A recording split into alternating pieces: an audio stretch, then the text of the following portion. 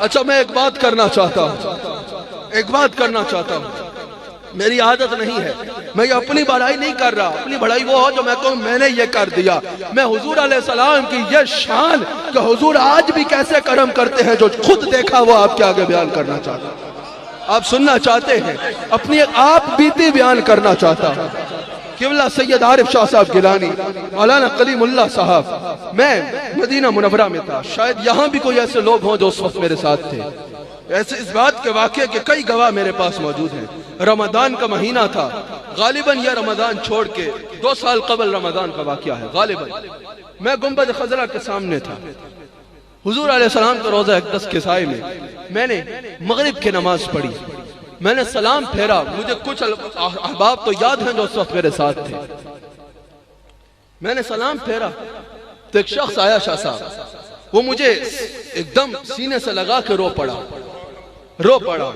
وہاں اکثر لوگ یہ سمجھتے ہیں کہ میری طبیعت میں کوئی ایسا نخرہ ہے کہ میں ملنا نہیں چاہتا، وہاں اصل میں آپ کو پتا ہے سوء ادب ہے، جب پیروں کا پیر موجود ہو تو نوکروں چاکروں سے کیا ملنا ہے۔ میں وہاں لوگوں کو سمجھاتا ہوں بھئی یہاں ہمیں مل کے وقت ضائع مت کرو، ہم تو اس دربار کے کتے ہیں، یہاں مالک کا روزہ دے گا۔ حضور کے دربار میں بھی کوئی ہم جیسے ناکارے لوگوں کے پیچھے پڑا رہا ہے، یہ جہالت ہے۔ جب حضور کا روزہ سامنے ہے تو سارے پیر بھی ادھر کے مانگتے ہیں، سارے غوث بھی ادھر کے مانگتے ہیں، سارے کتب بھی ادھر کے مانگتے ہیں، سارے ابدال بھی ادھر کے مانگتے ہیں۔ خدا کی قسم مسجد نبی کے وضو خانے کو کوئی صاف کرتا رہے اس کو مقام غوثیت بھی مل جائے۔ کیا پتا وہ کون ہے؟ ابھی پچھلے دنوں الحمدللہ وہ ایک دن سے کام پہ تشریف لائے ہوئے تھے، ان کی شفقت ہے، وہ جب پاکستان آتے ہیں وہ مجھ پہ ضرور کرم فرماتے ہیں، جو حضور کے روزے کے کنجی بردار ہیں، ہر ہفتے حضور علیہ السلام کے روزہ اقدس کے اندر جا کے صفائی کرتے ہیں۔ وہ عیدگاہ تشریف لائے، میں نے اپنی دستار اتار کے ان کی جوتیوں پہ رکھ دی، میں نے کہا حضور کے دربار میں صفائی کرنے والا میرے گھر آیا۔ تمہیں کیا پتا وہ کیا ہے؟ خیر جو میں بات کر رہا تھا، ایک شخص نے آ کے مجھے سینے سے لگایا اور رو پڑا، میں نے اپنا آپ چھڑایا۔ وہاں الحمدللہ لوگ محبت کرتے ہیں، جہاں بیٹھوں جھمگٹے لگ جاتے ہیں، مجھے تو وہ رومال سے چہرہ چھپا کے بیٹھنا پڑتا ہے۔ وہاں بیٹھا میں، آ کے ایک شخص سینے سے لگ کے رونا شروع ہو گیا، میں نے چھڑایا، میں نے کہا پیچھے ہٹو، یہاں کا ادب کا خیال کرو، ادھر دیکھو، ادھر کیا دیکھ رہے ہو؟ کہا نہیں میں تمہیں کچھ بتانا چاہتا ہوں۔ اس کے ساتھ اس کا ایک بچہ تھا، بچے کی عمر کوئی 15 سال ہوگی، 14-15 سال کا بچہ تھا، بلکہ اس سے بھی کم۔ وہ بھی رو رہا ہے اور میرا ہاتھ پکڑ کر روئے جا رہا ہے۔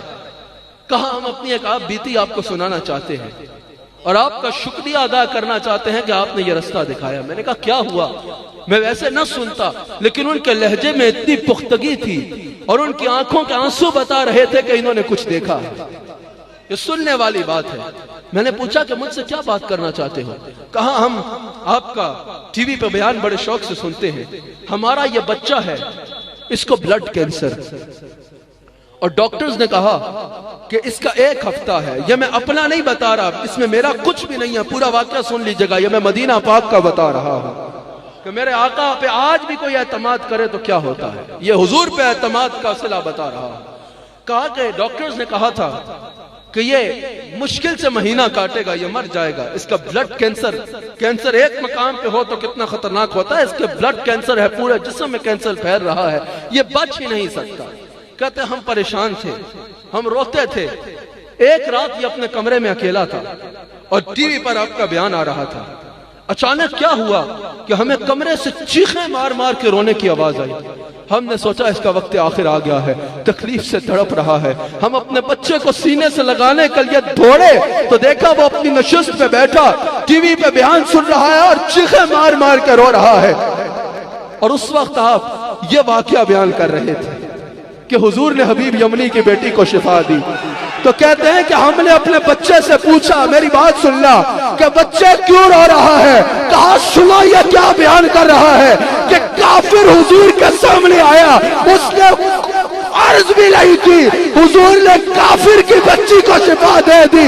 میں یہ سن کے حضور سے کہہ رہا ہوں اور یا رسول اللہ اگر کافروں کے بچوں کو ٹھیک کر سکتے ہو، میں تو آپ کا نوکر ہوں، میں تو آپ کا نوکر ہوں۔ کہاں ہماری آنکھوں سے آنسو نکل آئے، ہم سارے گھر والے رو پڑے۔ 2 دن بعد ہسپتال لے کے گئے، ٹیسٹ کرایا، ڈاکٹروں نے کہا اس کو لے کے جاؤ، اس کو لاؤ جس کے خون میں کینسر، اس کو لاؤ۔ میں حضور کی محفل میں بیٹھا ہوں، میں اللہ کو حاضر ناظر جان کے اللہ کی قسم اٹھا کے کہتا ہوں ایگزیکٹ یہی واقعہ مجھے سنایا۔ کہا ڈاکٹروں نے کہا اس کو تو کچھ بھی نہیں ہے، اس کو لاؤ جس کے خون میں کینسر تھا۔ خدا کی قسم آج بھی فریاد امتی جو کرے حال زار میں ممکن نہیں کہ خیر البشر کو خبر نہ ہو۔ آج بھی اگر حضور کو کوئی پکارے، کوئی شفا مانگے، مصطفیٰ شفا دیتے ہیں، کوئی اولاد مانگے مصطفیٰ اولاد دیتے ہیں، کوئی دنیا مانگے مصطفیٰ دنیا دیتے ہیں، کوئی دولت مانگے مصطفیٰ دولت دیتے ہیں، کوئی زندگی مانگے مصطفیٰ زندگی دیتے ہیں۔ خدا کی قسم کوئی دین مانگے مصطفیٰ دین دیتے ہیں، کوئی دنیا مانگے مصطفیٰ دنیا دیتے ہیں۔ میں حلف دے کے کہتا ہوں، میں اپنے رب کی قسم اٹھا کے کہتا ہوں، کوئی جنت مانگے مصطفیٰ جنت دیتے ہیں، کوئی کاثر مانگے مصطفیٰ کاثر